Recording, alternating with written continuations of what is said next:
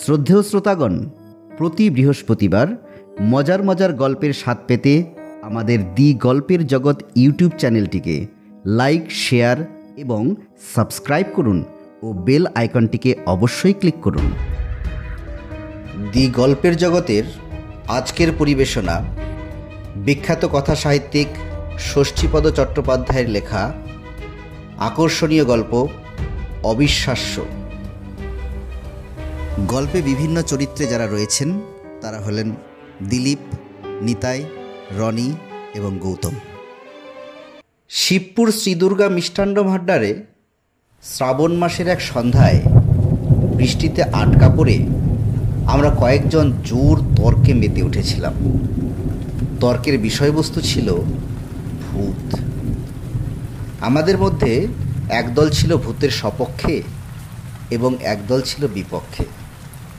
বিপক্ষদের মতে ভয় থেকেই ভূতের জন্ম। ভূত আসলে কল্পনার আতঙ্ক ছাড়া কিছুই নয়।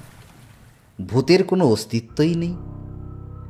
আলোচনার ঝড় যখন তুঙ্গে উঠেছে তখন সম্ভ্রান্ত চেহারার এক প্রৌঢ় ভদ্রলোক, যিনি আমাদেরই মতো পথচারী এবং দোকানে বসেছিলেন, তিনি বললেন, দেখুন, আপনাদের কথায় আমার নাক গলানো উচিত নয়, তবুও বলছি, ভূত আপনারা কেউ বিশ্বাস করুন বা নাই করুন, ভূত কিন্তু আছে।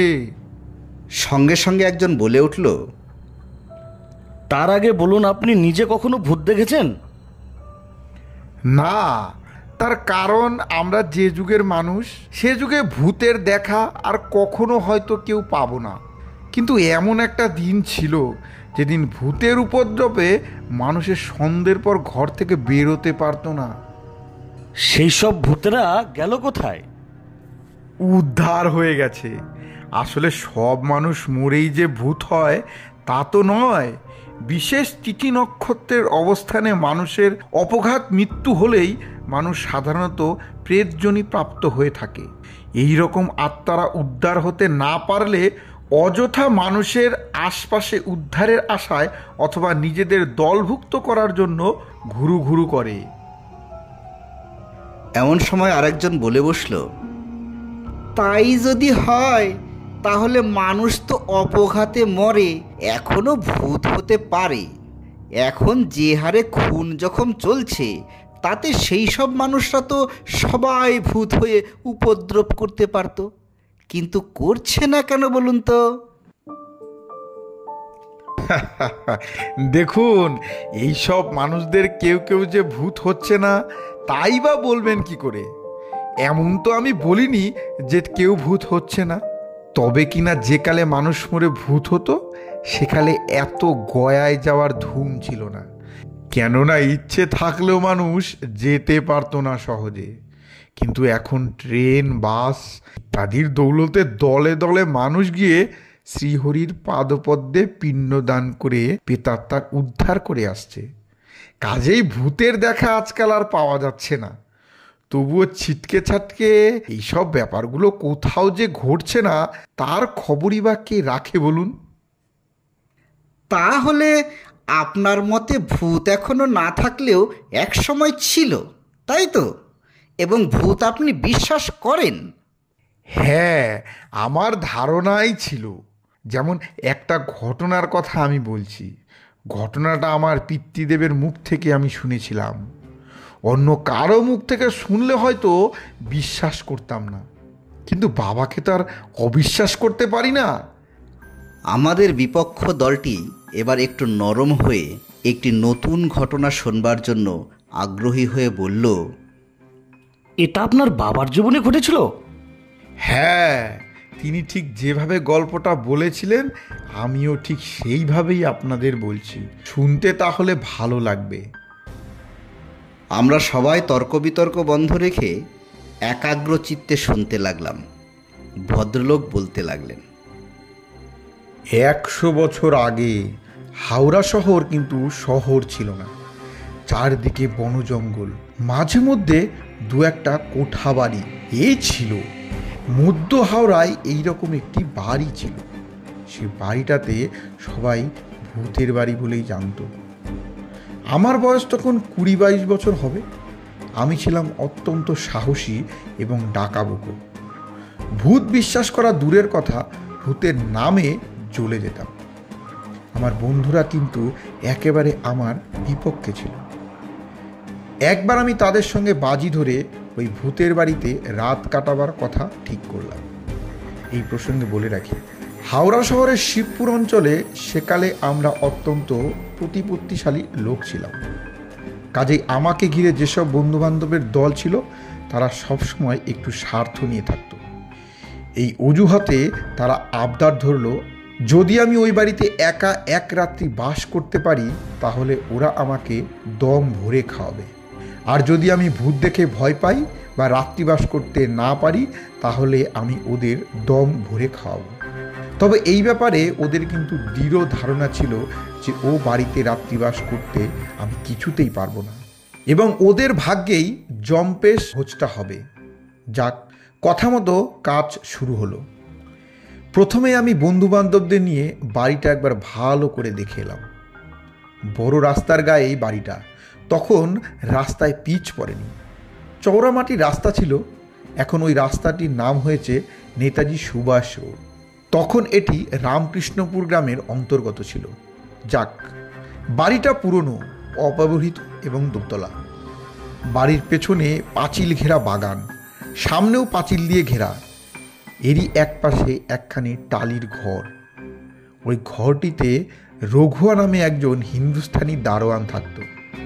বাড়ির মালিক থাকতেন দ্বারভাঙ্গায়। তার নাম ভবতারণ বসু। প্রতি মাসে তিনি 10 টাকা মানি অর্ডার পাঠাতেন রঘুরাম নামে। রঘুয়া বাড়ি দেখাশোনা করত, যদিও বাড়ির ভেতরে ঢুকতো না, এবং তার সেই টালির ঘরে আরও 2-1 দেশোয়ালি ভাইকে ডেকে এনে রাত কাটাত। তবুও 10টি টাকার লোভে ওই বাড়ি দেখাশোনার দায়িত্ব সে নিয়েছিল। যাক, আমরা এসে রঘুয়াকে দিয়ে বাড়ির তালা খুলিয়ে ভেতরে ঢুকলুম। ঘরগুলি ঘুরে ফিরে দেখলুম। ওপরে উঠলুম, সিঁড়ির একাংশ ভাঙা, তাই মই দিয়েই উঠতে হলো অবশেষে। বহুদিন অব্যবহৃত থাকার ফলে বাড়ির জানলা দরজাগুলো সব এঁটে রয়েছে দেখলাম।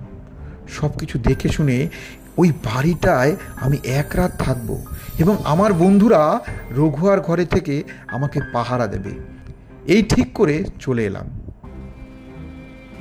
এই ব্যাপারে প্রথমেই আপত্তি জানালেন আমার বাবা। শুধু বাবা কেন, বাড়ির প্রায় সবাই বাধা দিলেন। আমার এই গোয়ারতুমি রোধ করবার জন্য সবাই বললেন, আরে ভূত মানো না মানো, আমাদের কথাটা তো অন্তত মানো, ওসব করতে যেও না। আমি কিন্তু কারো কথাই শুনলাম না, কেননা বন্ধু বান্ধবদের সঙ্গে চ্যালেঞ্জ করে পুনরায় মত পরিবর্তন করা আমার পক্ষে সম্ভব নয়। একে তো ভয় কাকে বলে জানতাম না, তার উপর শরীরের শক্তিও ছিল খুব। বিশেষ করে আরও যেটা ছিল সেটা হলো ভূত আছে কি না এ ব্যাপারে দারুণ কৌতূহল। কাজেই আমি বা সহজে পিছপা হব কেন? অতএব কারো কোনো কথা না শুনে আমার জেদি আমি বজায় রাখলাম। নির্দিষ্ট দিনে দল বেঁধে বেলাবেলি সেই বাড়িতে এসে হাজির হলাম আমরা। তখন গ্রীষ্মকাল, তাই ছাদে শুয়ে রাত কাটাবার ব্যবস্থা করলাম। রঘুয়ার খাটিয়াটা ম্যানেজ করেছিলাম। সঙ্গে ছিল একটি শতরঞ্চি, একটি মশারি এবং একটি টর্চ লাইট। কিন্তু মুশকিল হলো খাটিয়াটিকে উপরে উঠানো নিয়ে।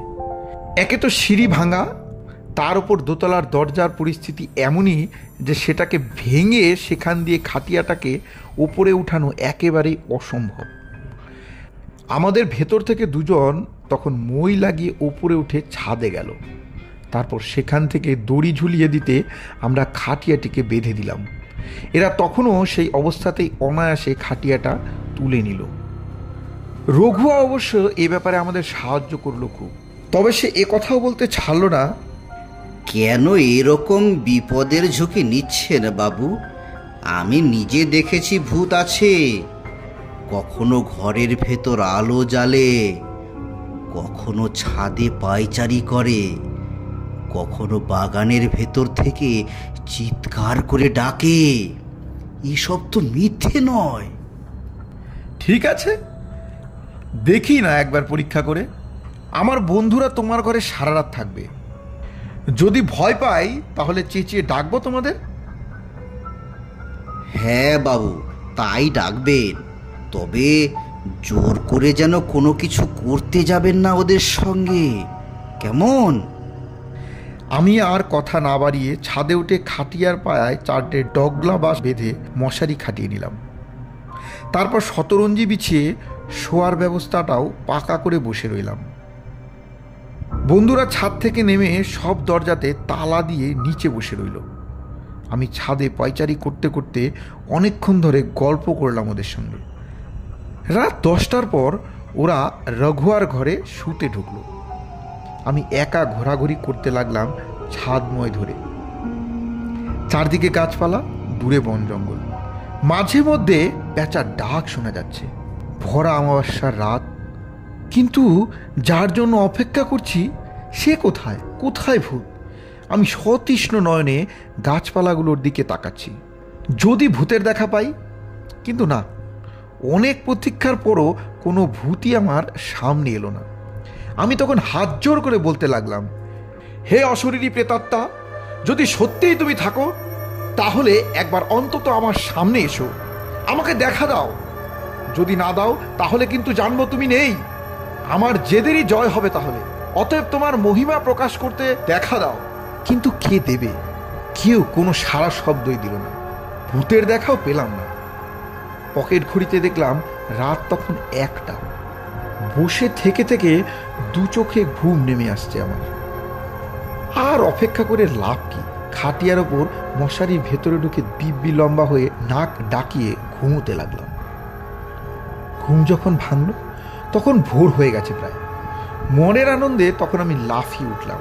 সারা রাত এই বাড়িতে একা থেকে আমি প্রমাণ করে দিয়েছি ভূত নেই। কিন্তু কিন্তু এ কি কাণ্ড! খাটিয়ার উপরে উঠে বসে যা দেখলাম তাতে বিস্ময়ের অবধি রইল না আমার। দেখলাম আমি খাটিয়া শুদ্ধ বাড়ির বাইরে রাস্তার ওপর শুয়ে আছি। সেই না দেখেই তো ধর মুড়িয়ে উঠে বসে চেঁচামেচি লাগিয়ে দিলাম। সঙ্গে সঙ্গে রঘুয়ার ঘর থেকে বন্ধুরা সবাই হইচই করে ছুটে এলো। আমি অবাক হয়ে বললাম, কি ব্যাপার? আমি এই অবস্থায় কি করে এলাম? এখানেই বা এলাম কি করে? কি করে আবার? ভাগ্য ভালো যে বেঁচে গেছেন। যারা নামাবার তারাই নামিয়ে দিয়েছে আপনাকে। এবার ভূত বিশ্বাস করলি তো? না, তোরাই কেউ বদমাইশি করে এই কাজটি করেছিস। তা কি করে সম্ভব বল? তুই তো নিজেই চোখে দেখলি খাটিয়াটা উপরে উঠানো হলো, আর এই রঘুয়াও সাক্ষী। সারা রাত আমরা কি ঘুমাচ্ছিলাম? আমি আর কি বলি, এর কোনো ব্যাখ্যা খুঁজে পেলাম না। তাই বললাম, দেখ ভাই, যাকে আমি চোখে দেখিনি তার অস্তিত্ব বিশ্বাস করলাম না। তবে অলৌকিক ব্যাপার যে কিছু একটা ঘটেছে তা আমি স্বীকার করলাম। একে ভৌতিক বলো তো ভৌতিক, অন্য কিছু বলো তো অন্য কিছু। তাহলে কি আমাদের খাওয়াটা মার যাবে? না, তা যাবে না। দমভর লুচি, মাংস, মিষ্টি যে যত পারো খাও।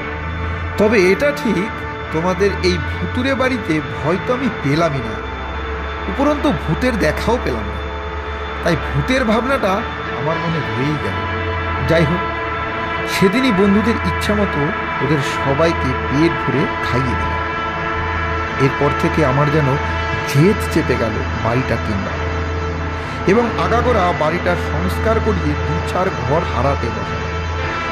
এই মনে করে দারভাঙ্গার ভবতারণবাবুকে অনেক চিঠি লেখালেখি করে বাড়িটা প্রায় জলের দরে কিনে নিলাম। তারপর বাড়িটাকে সংস্কার করার জন্য রাজমিস্ত্রি লাগাতে গিয়েই মুশকিলে পড়লাম। এখানকার কোনো মিস্ত্রি ও বাড়ির সংস্কারের কাজে হাত দিতে রাজি হল না। শেষকালে গ্রামের দিক থেকে মিস্ত্রি আনিয়ে তাদের দিয়েই বাড়িটাকে প্লাস্টার করিয়ে দরজা জানলার জাম ছাড়িয়ে গোটা বাড়িটা হোয়াইট ওয়াশ করিয়ে একেবারে নতুন করে তুললাম। সবই হলো, কিন্তু ভাড়াটে কই? ভাড়াটে পাবো কোথায়? কেউই ভাড়া আসতে রাজি হলো না ওই বাড়িতে। এইভাবে প্রায় বছরখানেক কেটে যাওয়ার পর একদিন এক ভদ্রলোক বিয়ে বাড়ির জন্য বাড়িটা ভাড়া নিতে এলেন। আমি সানন্দে রাজি হলাম। বললাম, বাড়িটা তো আমাদের এমনি পড়ে আছে, কাজেই ভাড়াটারা দিতে হবে না, আপনি যে কদিন ইচ্ছে ব্যবহার করুন। ভদ্রলোক খুব উৎসাহের সঙ্গে বাড়িটা কাজে লাগালেন। লোকজন পরিপূর্ণ হয়ে বাড়িটার এমন অবস্থা হলো যে কারো মনেই হলো না এটা ভূতের বাড়ি বা এ বাড়িতে কোনো আতঙ্ক আছে। যাই হোক, বিয়েতে আমার ও আমার বন্ধুবান্ধবদের নিমন্ত্রণ হয়েছিল, তাই বিয়ের দিন সন্ধে আমরা সবাই কিছু কিছু আশীর্বাদী নিয়ে নিমন্ত্রণ রক্ষা করতে এলাম। আমরা এসে পৌঁছাবার আগেই বিয়ে হয়ে গিয়েছিল, তাই বরকনে দেখে খেতে বসলুম। খাওয়া সবে শুরু করেছি এমন সময় তুমুল হট্টগোল। কি ব্যাপার, বর নাকি কিরকম করছে? খাওয়া তো মাথায় উঠলো, কোনো রকমে নমনম করে উঠে পড়ল। তারপর ভিড় কাটিয়ে ওপরের ঘরে যেতেই আমাকে দেখে বরের সিটি চোখ রাঙানি। আমাকে অবিশ্বাস, আমি নেই, এইবার দেখ আমি আছি কিনা। কে কে তুমি? তুই যাকে দেখতে চাস আমি সেই, এই দেখ।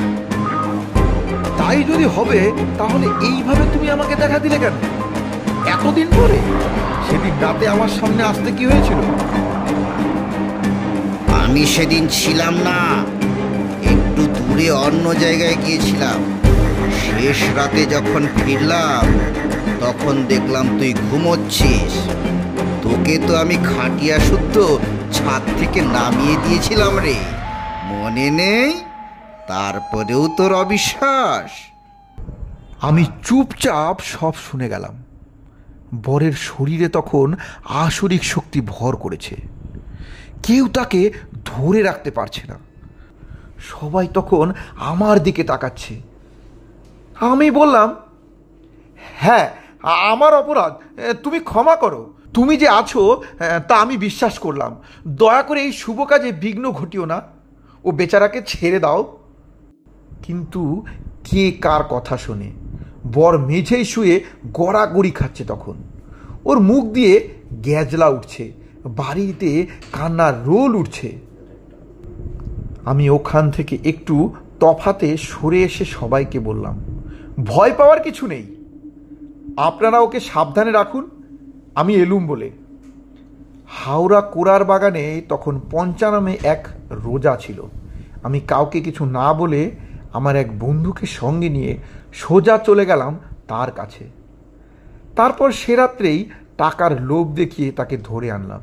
কেননা ভূতের বাড়ির মালিক যখন আমি, তখন এ ব্যাপারে আমারও একটু কর্তব্য আছে। পঞ্চা রোজা আমাকে খুব ভালোভাবেই চিনত, তাই আমার অনুরোধে এবং তৎসহ টাকার লোভে কোনোটাতেই ঠেলতে না পেরে ওর প্রয়োজনীয় সব জিনিসপত্র সঙ্গে নিয়ে আমার সঙ্গে চলে এলো। কিন্তু সর্বনাশ, বাড়ির ঢোকার মুখেই একটি বিপর্যয় ঘটে গেল। দোতলার কামিসের একটা অংশ এমন ভাঙবে ভেঙে পড়ল যে আর একটু হলে দুজনেই শেষ হয়ে যেতাম আমরা। তাই দেখে পঞ্চা আর ভেতরে ঢুকলো না, পিছিয়ে এসে বলল, এই ভূত আমি তাড়াতে পারবো না দাদাবাবু, কিছু মনে করবেন না, আমার মন্ত্রে কোনো কাজই হবে না। এ ভূতের রোজাও এখানে নেই। কোথায় আছে তাহলে? আসবেন কিনা জানি না, এ ভূতের রোজা একজনই আছেন ওই রশিদপুরে, মুসলমান রোজা, নাম করিম সাহেব। নাম বললে সবাই বাড়ি দেখিয়ে দেবে। আপনি কাল ভোরে উঠে সেখানে চলে যান। অতএব তাই করলাম। আর বাড়ির ভেতরে না ঢুকে বরকর্তা ও কন্যাকর্তাকে আড়ালে ডেকে নিয়ে গিয়ে সব বললাম, এবং বললাম এই রোজা ডাকতে যাওয়ার ব্যাপারটা কারো কাছে না বলতে। বলে আমি বাড়ি চলে এলাম এবং পরদিন খুব ভোরে রওনা দিলাম রশিদপুরের দিকে। ভাগ্য ভালো, যাওয়া মাত্রই দেখা হয়ে গেল তার সঙ্গে। আমার মুখে সব শুনে এবং আমার পরিচয় পেয়ে করিম সাহেব একটুও দেরি না করে সঙ্গে সঙ্গে চলে এলেন। তাতেও দুপুরের আগে আসতে পারলুম না। বর বেচারির প্রায় শেষ অবস্থা। করিম সাহেব ঘরে ঢুকেই সর্বাগ্রে তার গায়ে ধুলো পড়া দিয়ে মন্ত্রপুত জল শিশি থেকে বের করে ছেটাতে লাগলেন। যেই না ছেটানো অমনি শুরু হলো দাপাদাপি। সে কি প্রচন্ড ছটপটানি আর চেঁচানি! ওরে বাবা রে, আরে বাবা রে, মরে গেলুম রে। আর একবার দেব নাকি? না না, আর না, আর না, আর না। তাহলে ছেড়ে যাও ওকে। যাব যাব, কিন্তু তার আগে কথা দে, আমাকে তোরা গয়ায় দিবি। বেশ তো, এ আর এমন কি কথা, আমি তোমাকে গয়ায় দেব। ঠিক দিবি তো? নিশ্চয় দেব, তুমি তোমার পরিচয় দাও। আমার নাম বিভূতি চক্রবর্তী, বাড়ি আন্দুলে। আমি অনেক দিন থেকেই এই বাড়িতে আছি, কিন্তু এখন দেখছি আর থাকা যাবে না। কিন্তু এত লোক থাকতে তুমি এই নিরীহ বর বেচারাকে ধরে রেখেছো কেন? শুভ কাজে বিঘ্ন ঘটালে কেন? কি করব, আমি তো অযথা কারো ক্ষতি করি না। ও যে বন্ধুদের সঙ্গে ছাদে উঠে পান খেতে খেতে আমার গায়ে পানের পিক ফেলে দিয়েছিল। বেশ ঠিক আছে, এরা যখন তোমাকে গয়ায় দেওয়ার ব্যবস্থা করবে বলেছেন, তখন তুমি ওকে ছেড়ে দাও। বলার সঙ্গে সঙ্গেই মনে হলো কে যেন হুড়মুড়িয়ে চলে গেল ঘরের ভেতর থেকে। যাওয়ার সময় দেওয়ালে টাঙানো একটি কুলোকে ফেলে দিয়ে চলে গেল। করিম সাহেব বললেন, আর কোনো ভয় নেই, ও চলে গেছে। তারপর আমাকে বললেন, তবে আপনি কিন্তু ওর নামে কয়েকটি পিণ্ডি দিয়ে আসবেন, কেমন? আমি বললাম, নিশ্চয়ই দেব, খুব শিগগিরই যাচ্ছি আমি গয়ায়। এরপর করিম সাহেব আরো কিছু জল পড়া নুন পড়া দিয়ে কি সব তাবিজ কবচ বেঁধে দিলেন হাতে। রোজার গুণে সুস্থ হয়ে উঠে বসলো এবং সেই দিনই বাড়ি খালি করে দিল ওরা।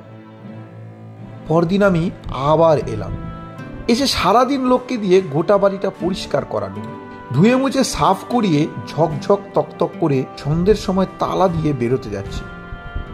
এমন সময় দেখি গেটের কাছে দাঁড়িয়ে এক বৃদ্ধ ভদ্রলোক আমার দিকে তাকিয়ে মিটিমিটি হাসছেন।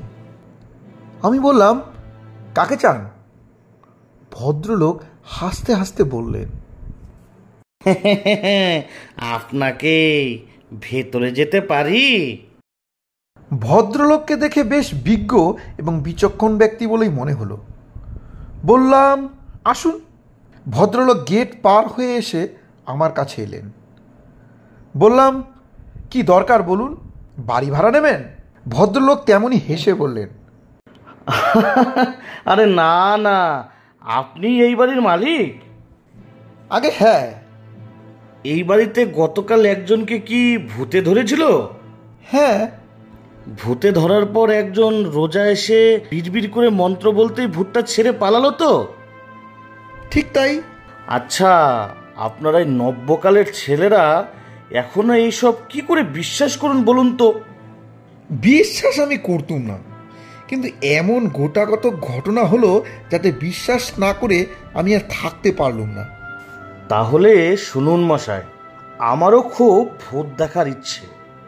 আপনি যদি দয়া করে আজ রাত্রে এই বাড়িতে আমাকে একটু থাকার অনুমতি দেন, তাহলে খুব ভালো হয়। আমি অবাক হয়ে তাকিয়ে রইলাম ওই ভদ্রলোকের মুখের দিকে। হ্যাঁ গো, সত্যি বলছি, রসিকতা করছি না। আমার তো 3 কাল গিয়ে এককালে ঠেকেছে।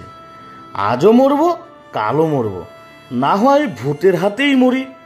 আমি চাবি খুলে ভদ্রলোককে বললাম, বেশ থাকুন, যদি কোনো অসুবিধা মনে করেন তাহলে ছাদে উঠে চেঁচাবেন, কেউ না কেউ এসে পড়বে। তুমি থাকবে না? ভদ্রলোক এই প্রথম আমাকে তুমি বললেন। আমি? আমার থাকার দরকার কি? আরে থাকোই না, দুজনে বসে গল্প করে কাটিয়ে দেবো একটা রাত। ভূত একজন থাকলেও আসবে, আবার দুজন থাকলেও আসবে। তাহলে এক কাজ করুন, এই নিন চাবি, আমি একটু বাড়িতে বলে কয়ে খেয়ে দিয়ে আসি, না হলে বাড়ির লোকেরা তো চিন্তা করবে। আমি না আসা পর্যন্ত আপনি বরং বাড়ির চৌহদ্দিটা ঘুরে ফিরে দেখুন, একটু বিশ্রাম করুন। ঠিক আছে, তাই যাও। তবে বাবা, তুমি নিজেই একবার বাড়িটা বেশ ভালো করে আমাকে ঘুরিয়ে ফিরিয়ে দেখিয়ে দিয়ে যাও না কেন? এ আর এমন কি, দেখুন তাহলে। এই বলে ভদ্রলোককে বাড়ির ভেতরে এনে হ্যারিকেন জেলে নিচে ওপরে সব ঘুরিয়ে ফিরিয়ে দেখালাম। কই, এবার ছাদটা একবার দেখিয়ে দাও। আমি আলো নিয়ে ছাদে ওঠা মাত্রই হ্যারিকেনটা হঠাৎ দপদপিয়ে নিভে গেল। আমার সারা গায়ে কাঁটা দিয়ে উঠল তখন, আর সঙ্গে সঙ্গে সশব্দে বন্ধ হয়ে গেল সিঁড়ির দরজাটা। কোথা কোথায় ভদ্রলোক, কোথায় কে? কাউকে আর দেখতে পেলাম না আমি। তাই বারবার ভয়ার্ত গলায় ডাকতে লাগলাম, এই যে মশাই, কোথায় গেলেন? এমন সময় নিচে বাগানের দিক থেকে সাড়া এলো, আমি এখানে, এই যে। কোথায় আপনি? বাগানে। আমি তাড়াতাড়ি ছাদের আলসের কাছে ছুটে এলাম। গিয়ে দেখলাম ভদ্রলোক বাগানে একটা চাপা গাছের নিচে এক মনে ফুল কুড়িয়ে চলেছেন। ভয়ে আমার হাত পা তখন কাঁপছে। আমি ওপর থেকেই বললাম, কি আশ্চর্য, আপনি ওখানে গেলেন কি করে? বলার সঙ্গে সঙ্গেই আমার পিঠের ওপরে একটা উষ্ণ নিঃশ্বাস অনুভব করলাম আমি। পরক্ষণেই মনে হলো আমার সর্বাঙ্গ দিয়ে যেন একটি ঠান্ডা স্রোত বয়ে গেল। মনে হলো আমার কানের কাছে মুখ এনে কে যেন বলছে, তুমি ভূত বিশ্বাস করো না? না, আমার নাম বিভূতি চক্রবর্তী। আজ তোমাকে বিশ্বাস করিয়ে তবেই ছাড়বো। থমকে আমি শিহরিত হয়ে উঠছি। তখন দেখলাম সেই বৃদ্ধ ভদ্রলোক ছাদের এক কোণে আলসেতে ঠেস দিয়ে আমার দিকে তাকিয়ে মিটমিট করে হাসছেন। তার চোখে চোখ পড়তেই বললেন, এবার বিশ্বাস হলো তো? আমি বিভূতি চক্রবর্তী। আজ থেকে বছর 20 আগে এই বাড়িতে আমার মৃত্যু হয়েছিল। মানে আমাকে জোর করে মেরে ফেলা হয়েছিল। আর ওই যে চাপা গাছটা রয়েছে বাগানে, একটু আগে যেখানে আমি ফুল কুড়োচ্ছিলাম, ওইখানে আমার দেহটা পুঁতে রাখা হয়েছিল। তা যাক, তুমি ভাই দয়া করে গয়ায় গিয়ে আমার নামে একটা পিণ্ডি দেওয়ার আগে প্রেত শিলায় পিণ্ডি দিতে যেন ভুলো না। তা না হলে আমি কিন্তু সব পণ্ড করে দেব। আমি তো আপনাকে কথা দিয়েছি, আপনার জন্য গয়ায় আমি যাবই, একটি পিণ্ডি আমি দেবই। হ্যাঁ, কথা অবশ্য দিয়েছ, তবে জেনে রেখো, কথা দিয়ে কথা যদি না রাখো তাহলে কিন্তু তোমার পেছনে আমি শনির মতো লেগে থাকবো। কেননা আমার বড় কষ্ট। আমি অনেককে আমার কষ্টের কথা বোঝাবার চেষ্টা করেছি, কিন্তু পারিনি। পাছে কেউ ভয় পায় তাই সচরাচর দেখাও দিই না কাউকে। কিন্তু তোমার সাহস ও জেদ দেখে থাকতে পারলাম না আর। আপনার সব কথাই তো আমি শুনলাম, কিন্তু কে আপনাকে হত্যা করেছে তা তো বললেন না। যার কাছ থেকে বাড়ি কিনেছ সেই ভবতারণ বসু। সামান্য একটা ব্যাপার নিয়ে ওর সঙ্গে আমার মনোমালিন্য হয়েছিল, কিন্তু তাই বলে ও যে আমাকে বাড়িতে নেমন্তন্ন করে ডেকে এনে মেরে ফেলবে আমি তা সত্যিই ভাবতে পারিনি। তুমি বিশ্বাস করো বাবা, মরবার সময় আমার বড্ড কষ্ট হয়েছিল। আপনার সব কথা আমি বিশ্বাস করলাম, কিন্তু ভবতারণ বাবু তো সম্পত্তি মারা গেলেন। মরণের পরে ভূত যখন হলেনই, তখন কেন আপনি সেই হত্যার প্রতিশোধ নিলেন না? এত বড় সুযোগটি আপনি কেন হাতছাড়া করলেন? কে বললে প্রতিশোধ নিইনি? তার একটা ছেলে জাহাজে চাকরি করত। ডেক থেকে ধাক্কা দিয়ে তাকে জলে ফেলে দিয়ে ডুবিয়ে মেরেছি। আর এক ছেলেকে চলন্ত ট্রেনের চাকার তলায় ফেলে দিয়েছি। এই বাড়িতে সর্বক্ষণ ওদের এমনভাবে ভয় দেখিয়েছি যে এখানকার পাট চুকিয়ে দিয়ে শেষ পর্যন্ত দ্বার ভাঙায় পালাতে পথ পায়নি বাছা ধানেরা। আর ভবতারণ বাবু, ওর মৃত্যুর কারণও তো আমি। অন্ধকার ঘরে একা পেয়ে সেদিন ওকে এমন ভয় দেখালাম যে ভয়ে বেচারা হার্ট ফেল করেই মরে গেল। আমার উপর আপনার কোনো রাগ নেই তো? না না না না না, তোমার উপর রাগ থাকবে কেন? হ্যাঁ, আমি কথা দিচ্ছি কালই যাব গয়ায়। হ্যাঁ যাও, তবে প্রেত শিলায় পিণ্ডি দিতে যেন ভুলো না, কেমন? আমার বড় কষ্ট। নৃশংসভাবে আমাকে মেরেছিল, তা ভাবলেও তুমি আঁতকে উঠবে।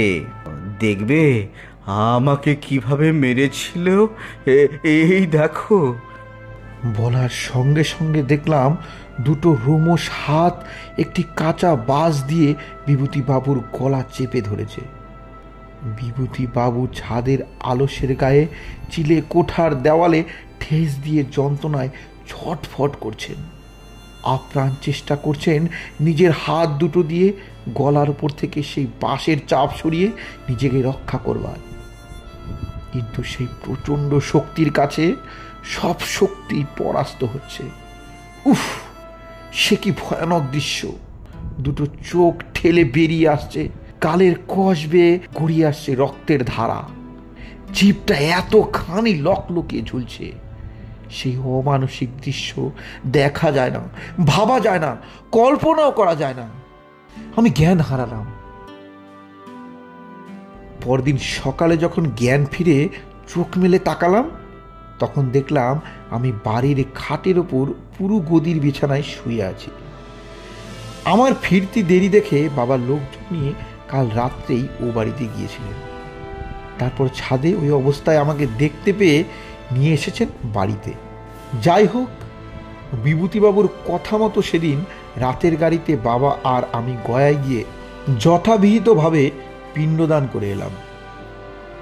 তারপর থেকে সত্যি সত্যি ও বাড়িতে আর কখনো ভূতের উপদ্রব হয়নি, এবং পরবর্তীকালে বাড়িটাও আমরা বেচে দিয়েছিলাম। এই পর্যন্ত বলেই মিষ্টির দোকানের প্রৌঢ় ভদ্রলোক তার গল্প শেষ করলেন। তখন বৃষ্টি থেমে গেছে, আমাদের কারো মুখে কোনো কথা নেই, যে যার বাড়ির দিকে কেটে পড়লাম।